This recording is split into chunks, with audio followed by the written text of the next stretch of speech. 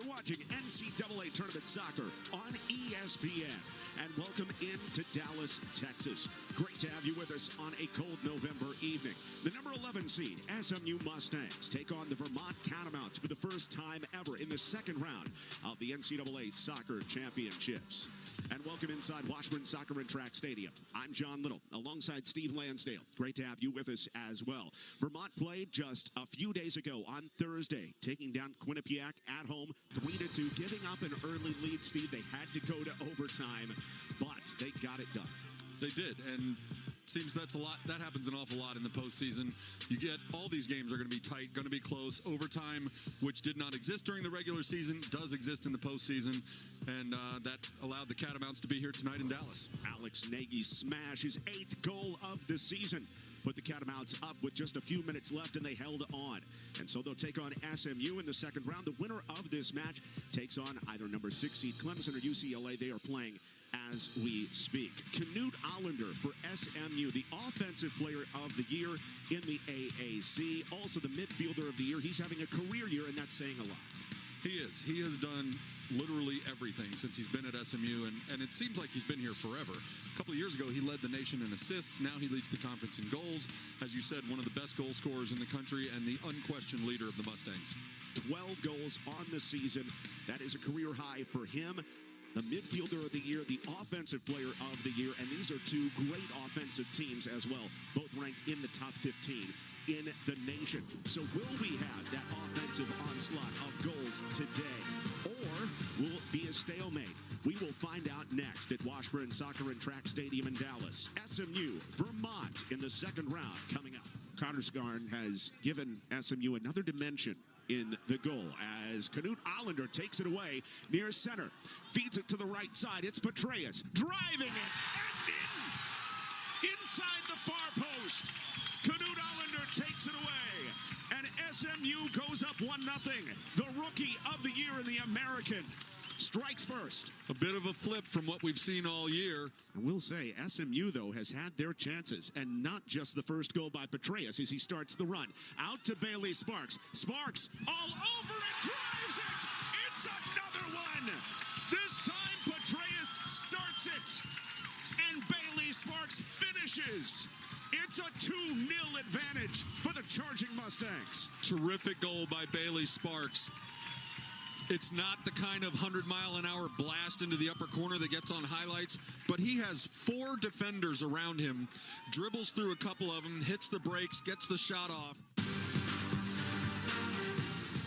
Welcome back into Dallas. A gorgeous yet crisp night. The 11 seed SMU Mustangs leading the Vermont Catamounts 2-0 at the break. Welcome back into Washburn Soccer and Track Stadium. I'm John Little alongside Steve Lansdale. Great to have you with us tonight. And Steve, the coaching staff for the Mustangs, they were a little bit wary coming into this one. Multiple coaches saying to us, this team's a little bit nervous coming in, our young guys, but they haven't showed that in the first half. Well, and that's a fair concern when you start a lineup with 8 freshmen and sophomores, but they haven't played that way.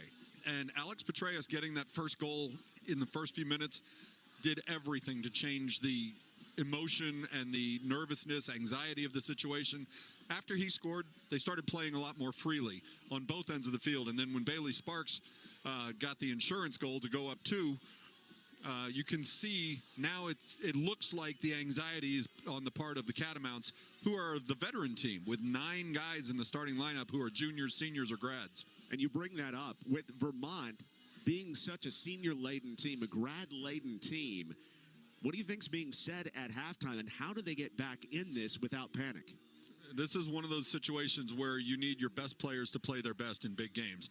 And for Vermont, that means find Murray and find Bazzini up front. These are big targets. These are guys who have scored a lot of goals all season, play direct balls into the box. If they don't score, maybe they draw penalties on the SMU defense. Play physically, run through some people, get dirty goals. Just start bombing shots at the goal. And if it ends up being deflected off of 3 players on the way in, fine. Then you've cut the margin in half. But they've got to get a lot more shots, and they've got to get the ball to their big guns up front. Well, no matter what happens today, Vermont has had a banner season with 14 wins on the year.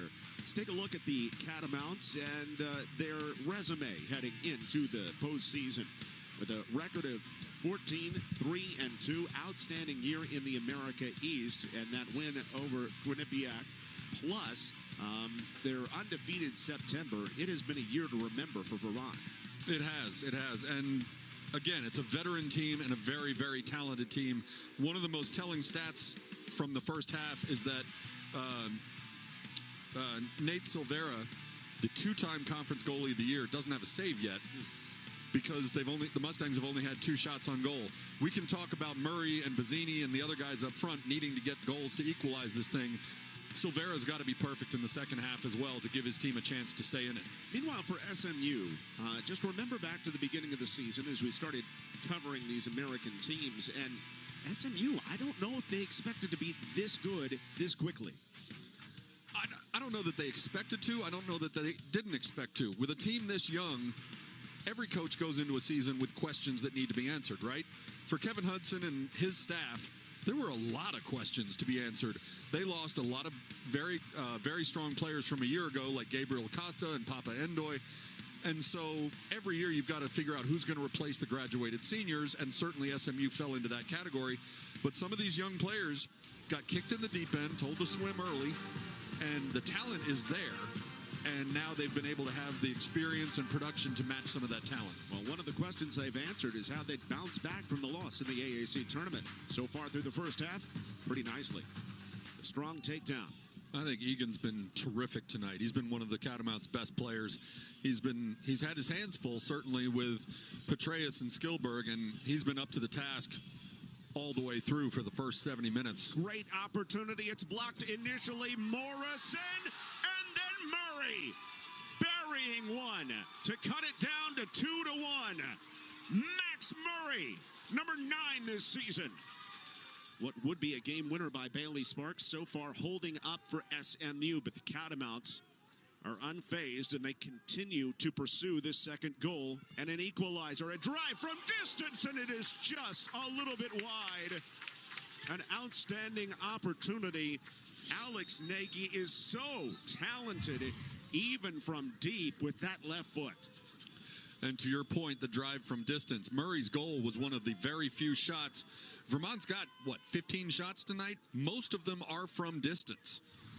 Murray's shot, very close in, ended up finding the back of the net.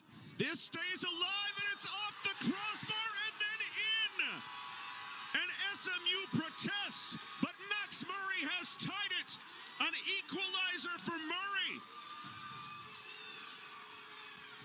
Bazzini had the initial drive from the corner, the header off the crossbar, and the Vermont fans who have made the trip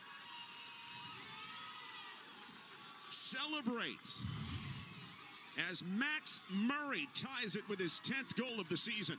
You see the cross, Karsgarn gets his hands on it, the header comes back in off the bar, and Karsgarn is arguing that somebody slammed into him, and he's right. Been friendly fire, right? Yes, it could have been. And Vermont's Alex Nagy to serve it up. The last goal for Vermont to tie it up was off a corner. This a low-line drive. Georgievich plays it back at Nagy. Just over 4 to play. All the way across, and my goodness, you've got to be kidding me! An incredible goal! How did he do it? 3-2 Vermont! Unreal! This shot picked right off the grass. Karsgarn clearly was screened. I don't know if he saw it until it was almost behind him. My goodness, Lily. Garrett Lily. Beautiful shot. Here's the cross coming across the middle. And and it was deflected. Yeah. It was headed wide.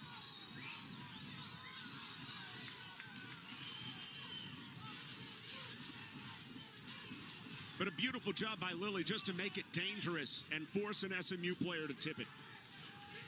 You talk Players about on the bench ready to explode. Yeah, we've talked about the maturity of this veteran group, and that maturity and experience has shown through in this second 45 minutes unbelievable comeback by Rob Dow's team. Djordjevic has very few options.